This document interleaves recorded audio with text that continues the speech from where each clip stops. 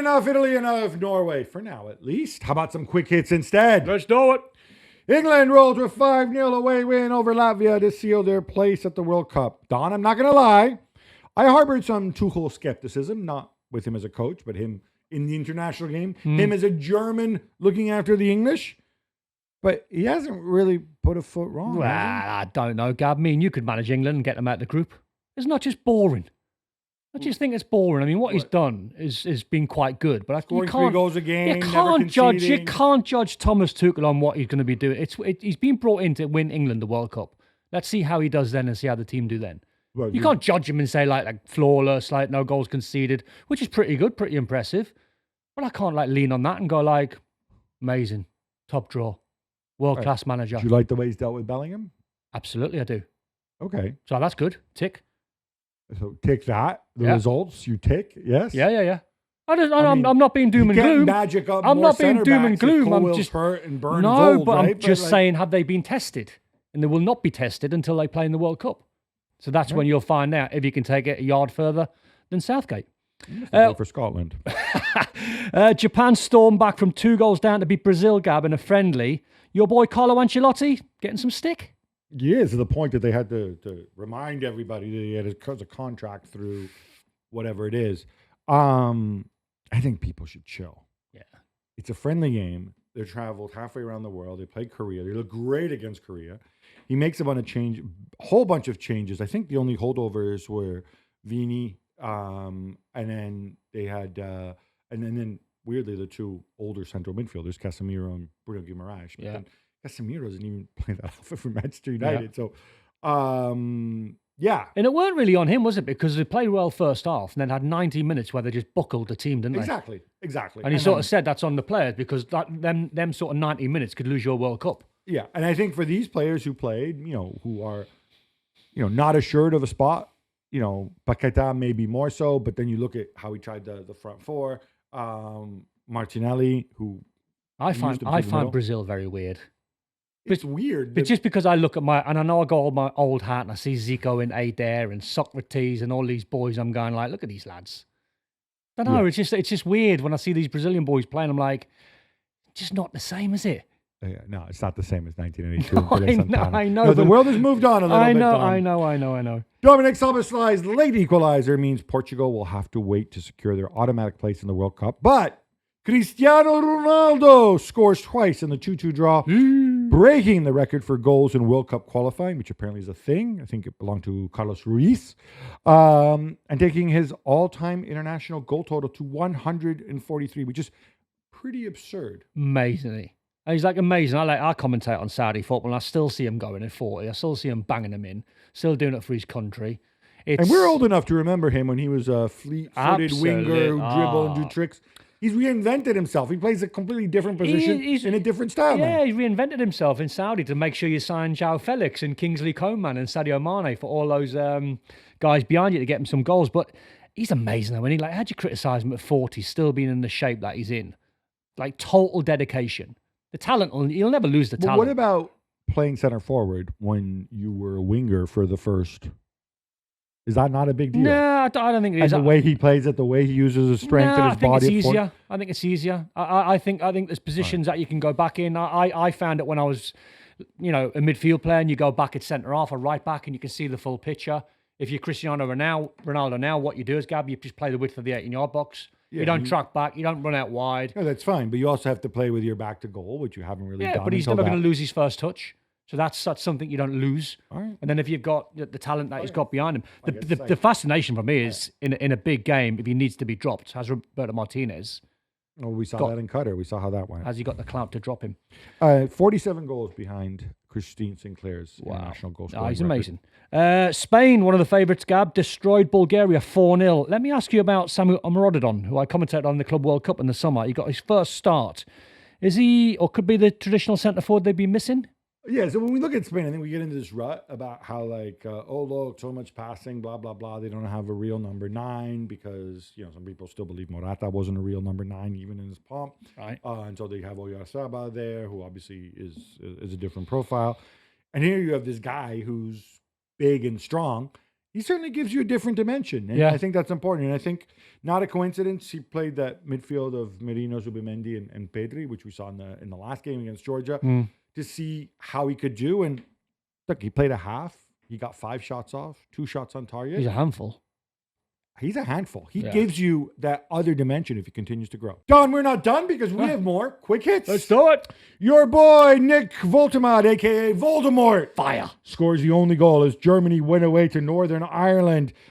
Don, this got a little hairy in the end. Will Germany be okay? I mean, it got hairy. It was an unbelievable game. I mean, Northern Ireland pumped Germany the last half an hour of the game. I mean, honestly, it was a proper test for the Germans. But imagine Voltemade in the air gap, like rising about 7-8 feet in the air, and it's like a bullet header right off his forehead, straight in the top corner. No. Just came off the top of his shoulder. I don't- Weird for a guy that's so tall and can jump who scores like goals off his shoulder. And it's because it's not the first one he scored this year. I think last year was just the one-headed goal all season long. Yeah. It can get a little hairy because, okay, so next games are Slovakia at home. They're level on points with Slovakia. Next games are Slovakia at home against Northern Ireland. Germany are away to Luxembourg. You expect both teams to win. Yeah. And then it comes down to Germany against Slovakia I think in they'll be Germany. fine. I think Germany will be fine. They could get tripped up. They could. France can't though. They'll have to wait a little bit longer to uncork the champagne. They drew 2-2 against Iceland without Killian. Yeah, this wasn't great. This wasn't great at all. And look, it's fine. I mean, they'll be okay, we assume. We saw Mateta leading the line. We Got saw his goal. Nkunku. Great also. goal. Great goal. Nice goal there. They've got Ukraine at home coming up. They'll be okay. But Iceland, they're pesky, those guys. Lionel Messi returns to Argentina starting up front with somebody named Jose Lopez, who is not a winning contestant for a place in the Argentine national team, but a 24-year-old target man for Palmeiras in Brazil. He was making his debut. They beat up Puerto Rico in a friendly in Miami 6-0. Don, the bookies only have them as 5th favorites. Are they underrating the world champions? I don't know. I have them behind Brazil. Yeah, I know, but when I look at Argentina, it's like, even though Messi's a genius, how long can he keep playing in a team that might have to carry him? How long can they carry Otamendi at the back? I do look at them and I think as parts of that team, I mean, this game was incredible. It was 6. It should have been 16. I mean, Messi was on fire, but he had a proper free roll, but it's hard to judge them, isn't it, when they're playing Puerto Rico? No disrespect. Forget Messi, though. Look at that firepower. You just have Ballon d'Or Lautaro and then the Spider Alvarez up front. I mean, you have a lot I don't know. I don't know. I'm not sold. I think there's bits about them that are brilliant, but there's other little bits where I think, can you win a World Cup with certain bits? Good for McAllister to get 2 after Two a good slow goals. start at Liverpool, yeah. 2 good goals. Sweden, we talked about them earlier on. John Dahl Tomasson's been sacked as Lani scores and Sweden lose a home game against Kosovo. 1 point from 4 games when you have Gyökeres and Isak. That's not acceptable, is it? No, it's not. Shout out to Aslani, of course, who is kind of Italian. Yeah, it's not good. John Dahl Tomasson was Danish. They didn't understand his tactics. He's got a lot of bad mouthing in the press. He's accused of playing 3-5-2 to shoehorn those two together. I think it's pretty simple. Gyökeres missed a whole bunch of training this summer because he went on strike. Isak, we obviously know his story. I think they're paying a penalty for that. JDT, though, one of the nice guys in football. Sticking with Sweden, your boy Graham Potter, last seen at West Ham, has volunteered his services. He's willing to offer a discount on his salary. Would he be a good choice? Bearing in mind, he started out as a no-name in Sweden and came up through the ranks. Yeah, done a good job at Östersunds, didn't he? I think he won a trophy with them, got them through the divisions. I think so. I think he's an intelligent guy. I think he's a good manager. I think that some of the jobs, especially the West Ham job that he had, he was just on a hiding to nothing because the squad was left, that he was left, was very poor. I mean, granted, the style of football wasn't particularly good, but when you've got Gyökeres and you've got Isak, surely you can make that work. Hadji Wright scores both goals as the United States beat Australia in a 2-1 win. But Christian Pulisic limped off, Gab, who's been on fire for Milan. They're not going to be happy, are they? No, and look, nobody's happy when somebody gets injured in a friendly. This feels a whole other debate, which, like, I mean, I suppose you can pull a hamstring anytime. Right? Yeah. This isn't a case where he's playing through injury and whatever. And, Yeah. So I don't think you can be hard on. You can criticize Pochettino for playing him. Yeah. But it is funny about how there is still a school of thought among some people in the U.S. that blame Pulisic for when he was recovering from his injury and not wanting to do the Gold Cup and whatever. And last night on the show, I think Ali said something along the lines of like, "Oh wait, but so Pulisic is supposed to never play because we have to keep him fit for the World Cup." I just don't know how much you learn from friendlies. No, you can't. And you haven't got a crystal ball, have you? Because you could No, give but- Christian Pulisic an hour, he could score a couple of goals, Exactly, could be great. exactly. Pulls a hammy, it's like, what can you do if you poach? for Milan, the good news is you have a lot of players. Yeah. Just none of them are Christian Pulisic, but Rafael Leao obviously closer to return, full fitness. Jimenez scored before the break. You've got Nkunku. You've got dudes. You just mentioned play. Leao there, and I commented on the game when Allegri put him on. And I don't know if you've seen the clip where he shouted to Leao, "Don't make me angry. Don't make me," and he missed 2 sitters, and the jacket came off. It was hilarious. He actually did make him angry. Let's turn to Africa, Gab, as the group stages come to an end. Senegal, Ivory Coast, South Africa, they've all qualified automatically, as has Cape Verde. Quite a story. Yeah, I mean, obviously, we need to name check the others. South Africa, despite the points penalty, they beat Rwanda 3-0. They're through. Senegal, we know what's going to happen, beat Mauritania 4-0. And Ivory Coast beating Kenya 3-0. Familiar names, superstars. I like underdog stories, but I also want the big boys to be there.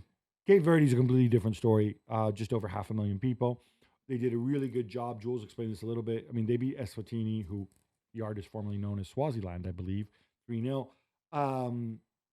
They decided to dip into the diaspora of Cape Verdean, people of Cape Verdean descent who've gone elsewhere, different European countries and whatnot.